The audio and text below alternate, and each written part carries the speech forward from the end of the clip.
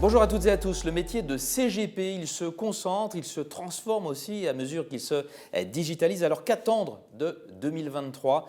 Où va l'épargne collectée et quelles sont les dernières tendances ? On en parle tout de suite avec notre invité Malcolm Vincent. Bonjour. Bonjour. Vous êtes le directeur général d'Astoria Finance. Merci beaucoup d'être avec nous.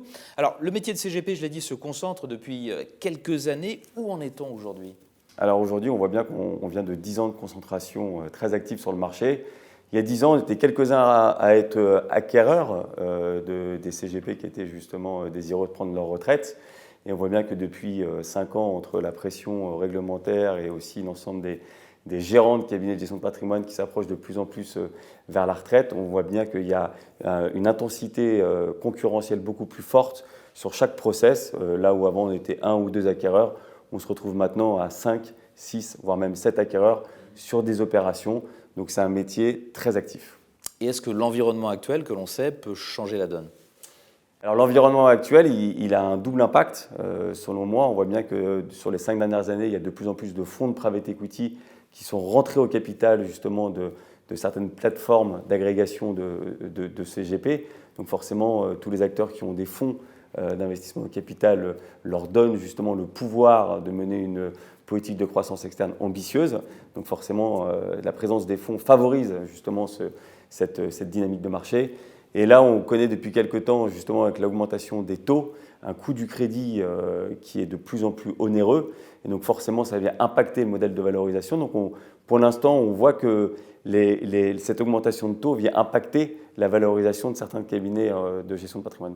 Alors on parle aussi beaucoup de digitalisation dans le métier. Dans quelle mesure est-ce que les CGP se digitalisent ? Alors la digitalisation, c'est quelque chose de plus en plus important. Elle est vraiment au cœur de notre métier maintenant. Chez Astoria Finance, on considère la digitalisation comme un moyen. Elle ne remplacera pas l'humain. On a 25 bureaux. On veut que nos conseillers soient sur le terrain, proches de nos clients. En revanche, la digitalisation pour favoriser le processus de souscription, c'est primordial, mais également pour justement créer du lien post-souscription dans la durée de vie du contrat avec son client. D'une façon plus générale, où va l'argent collecté par les CGP ? Quelles sont les dernières tendances ? Alors, les tendances, on va dire sur les années passées, on voit bien que le fonds en euros n'a cessé de baisser. Donc, tout le monde... En termes de rendement, oui. En termes de rendement, donc forcément, on a aiguillé nos clients vers des solutions différentes, que ce soit des CPI, de l'immobilier en direct ou même l'immobilier à l'intérieur du contrat d'assurance vie, fonds de private equity, fonds d'infrastructure, mais également cette classe d'actifs qui a pris une part de marché très importante, les produits structurés. L'année 2023 va être une année très intéressante parce que les fonds euros vont augmenter. On voit bien les premières annonces de taux, on voit bien que facialement, une fois de plus, il ne faut pas oublier, les taux augmentent. Maintenant, si on prend en compte l'inflation, le taux, la performance va baisser. Mais justement, on va continuer à délaisser les fonds en euros pour aller sur des classes d'actifs, mais à mon avis, des classes d'actifs tangibles.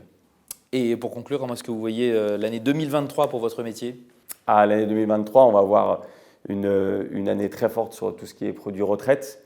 On voit bien que justement, depuis la loi Pacte, les solutions retraite comme le Perrin prennent une place de plus en plus importante dans notre métier et justement dans nos conseils auprès de nos clients parce que justement, suite à la loi Pacte, il y a eu des nouveaux produits qui sont disponibles, qui sont très intéressants pour nos clients. Donc forcément, impact très fort sur le Perrin, toujours l'assurance vie et également, à mon avis, du compte titre et du PEA.